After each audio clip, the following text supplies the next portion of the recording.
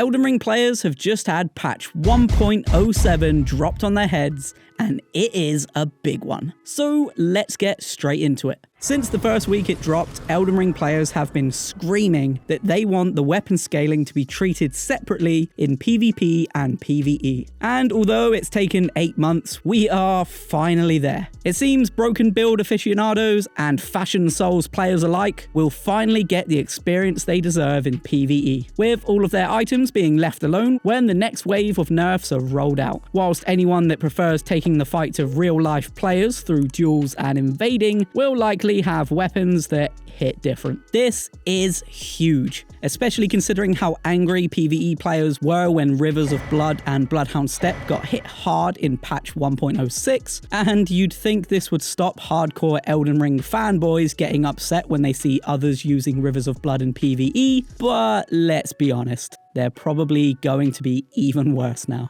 So with every patch there's usually nerfs, and there definitely are a few. There are 3 big ones that will affect a lot of players, the first being Rotten Breath and Exeek's Decay getting a reduction to their Scarlet Rot build-up. The second big nerf would be Colossal Swords, specifically anyone using crouch poking is going to find it hard to do so now, as the speed and hit detection have been decreased.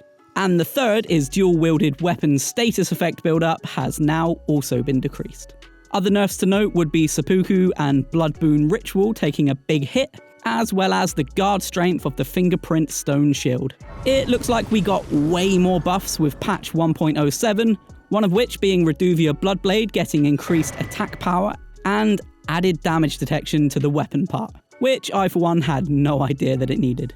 Almost all of the magic in the game has been buffed one way or another, from better attack power to less FP consumption, and one of the big ones is Corpse Piler, aka the Rivers of Blood weapon art, got a lovely attack buff too.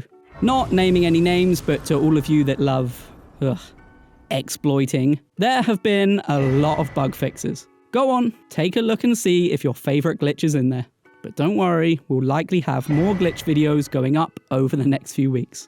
Now let's talk DLC. Obviously take this with a huge pinch of salt, like a handful of it, because it does come from Twitter. Oh, alright. What a... Ah! Burn it! Send it to hell! Get it away! But it at least comes from a trusted account. Lance McDonald has suggested that the new update has data in the files that reference 2 new maps that didn't exist in the files before this. Supposedly, one is a brand new area, whilst the other is a new legacy dungeon. So that is 1.07. Let me know in the comments on a scale of 1 to 10 how mad you are. Oh, and join our Discord. There's thousands of Elden Ring players in there.